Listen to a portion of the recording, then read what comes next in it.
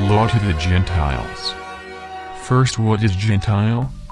Gentile in the Bible comes from the Greek ethnikos, or eunos, that represents merely individuals living in that region. The function of using Gentile is merely to say that one is not attached to a group claiming to be a follower of God. So every time the term Gentile is used, it is defining people who are not bound to any knowledge of God. Therefore, once determined that one is Gentile, then automatically has no connection with God or does not know God.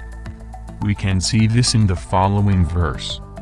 And if he shall neglect to hear them, tell it unto the church, but if he neglect to hear the church, let him be unto thee as an heathen man and a publican. That is, if a person is Gentile, such a person is not part of a group that claims to be a follower of God. Thus, any law of God is not bound to a Gentile. It must be understood that the word Gentile determines all, because everyone has an ethnicity. The Hebrews are of ethnic Mesopotamia. In fact, everyone who lives in one place is Gentile. But by accepting to follow God's commands, one becomes not part of the earthly group and enters a celestial group. This is the theoretical notion of being Gentile or not. When we see the verse, "For not the hearers of the law are just before God, but the doers of the law shall be justified." Here we are talking about non-Gentiles, that is, people who know and accept the divine orders. For them it is necessary to practice law. So there are rules, and these rules followed, they demonstrate that the person is not Gentile. But we still see another verse. "For when the Gentiles, which have not the law, do by nature the things contained in the law, these, having not the law, are a law unto themselves." Now, here we have people who do not know the law of God but naturally proceed according to the law. For example, several non-Christian peoples define the same as verse, "Thou shalt not steal." Now, such people who do not know the norms of God, walking in conformity with it, serve as law for himself, which show the work of the Lord written in their hearts, their conscience also bearing witness, and their thoughts the meanwhile accusing or else excusing one another. When they follow the law, not needing to be determined, such a way of doing it is considered a law engraved on the heart. "Honor thy father and thy mother, that thy days may be long upon the land which the Lord thy God giveth thee."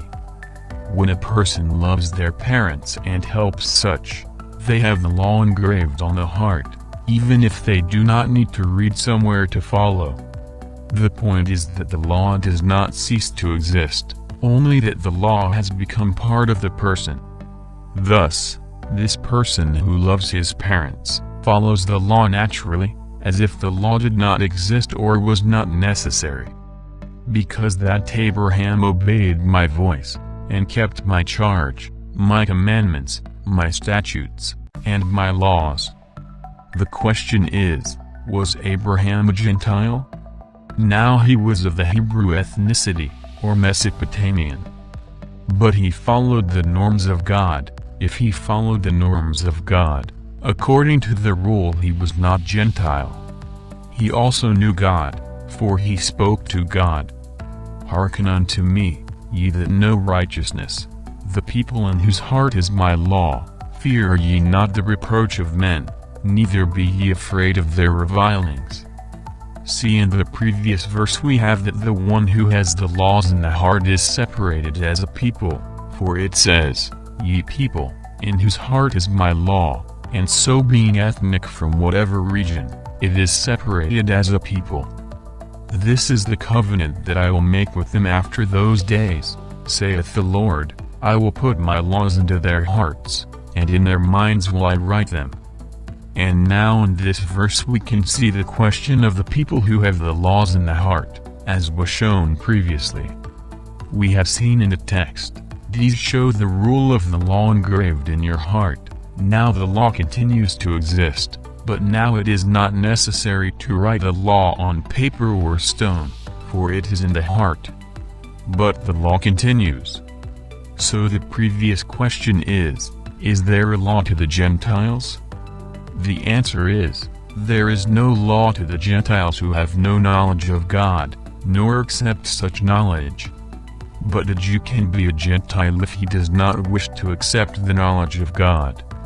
Thus, one is not a Gentile if one accepts the knowledge of God. And if the person accepts the knowledge of God, has the law in the heart, and how they are practicing the law will be justified. If anyone says that the Gentile does not have to keep the law, know that this Gentile that the person is speaking must be someone who does not accept God. For accepting God is not Gentile, and Gentile who does not know God needs to practice the law, not because it is written on paper, but because it is natural to follow, because it is in the heart.